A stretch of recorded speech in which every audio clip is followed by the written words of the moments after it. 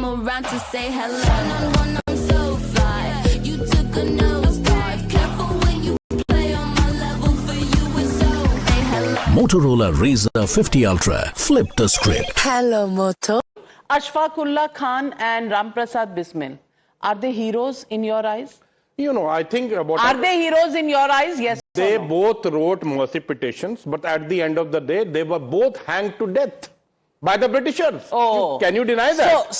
Can you deny that, ma'am? Mercy petitions They were wrote, they but the only villain is Veer Savarkar. Only villain is Veer Savarkar. Ashfaqullah Khan और बिस्मिल के बारे में कुछ नहीं कहेंगे. Edited history. Anand Ranganathan reasoning they were hanged to death. That's why. Good evening, Navika. Good evening to my fellow panelists. It's a wonderful discussion. Let me add a little bit to it. Number one, there is a reason why I respect Sanjay Jha. Not just because he's a friend and he's fearless, as you said, criticizing the BJP government staying in Mumbai, but he's also been fearless in criticizing Rahul Gandhi, for which he's suffered for the last, I don't know how many years. So that much is not in doubt. But when he says that there is abject fear going around in Bollywood because nobody wants to get on the wrong side of the government, I think it might be true, but then respect is gained by people who stand up for what they believe in. So rather than playing victim and saying, look, this is because of the reasons why we fear and that is why we are attending these functions, be upright and say, well, I'm a coward. Sanjay is not a coward because he criticizes both Rahul Gandhi and Narendra Modi. But people, what he omits, strangely, is that for the last 50, 60 years, or ever since Congress ruled the roost in this country, there was not just fear, there was trembling in Bollywood, in every field. Forget about Mumbai, especially in the film industry, because the films would be censored, blocked. I mean, even someone as Dilip Kumar, his film was censored. And he had to approach Pandit Nehru personally to get it released, Ganga Jamna. And as a quid pro quo, he was asked to basically campaign for one of the Congress leaders. I think it was Menon, for his election. There was Jadoo Ki Kursi, Balraj Sani, he was on the run. There was, lyricist Majru Suzanpuri was imprisoned. Hundreds of people lived in abject fear. During the emergency, Kishore Kumar was asked to sing. He refused. His songs were banned from All India Radio. What are we talking about?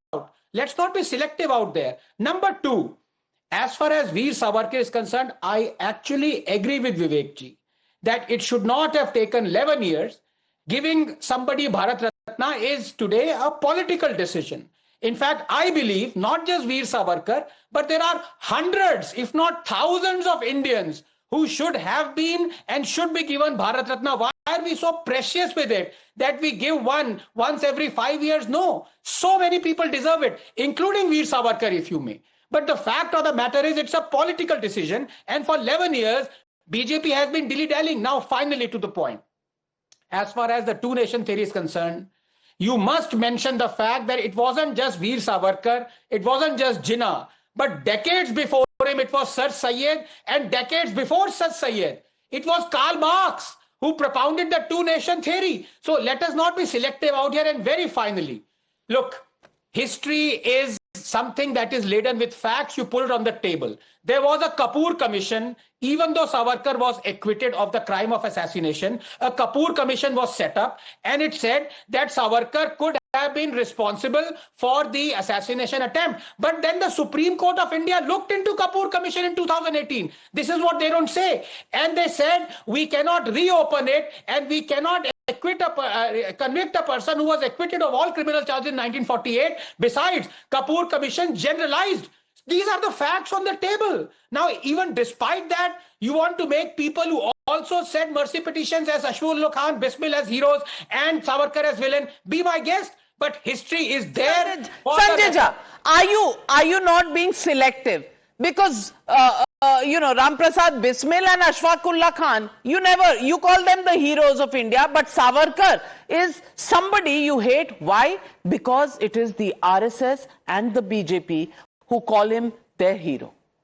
Well, there are 2 points here. Let me just argue this out with Anand very quickly. If you look at what the Jivanlal Kapoor Commission's final findings were, they said that the needle of suspicion that Mr. Savarkar, if he was alive and he had been prosecuted, he would have probably been found guilty. He was seen as the mastermind. They could not obviously eventually establish that because he had distanced himself. That's what it's all about, sir. Evidence. If you cannot establish it, it is not the truth. There has to be. And this case did not last. Anand Ranganathan, had they forgotten the legal process that this case went through?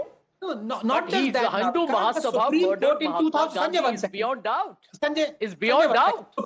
Supreme Court reopened and relooked because there was a petition to reopen the Kapoor Commission. Supreme Court did that in 2018. Vikram Sampath has written authoritatively on it. Please read his book. If not, the Supreme Court order itself. It's very clear.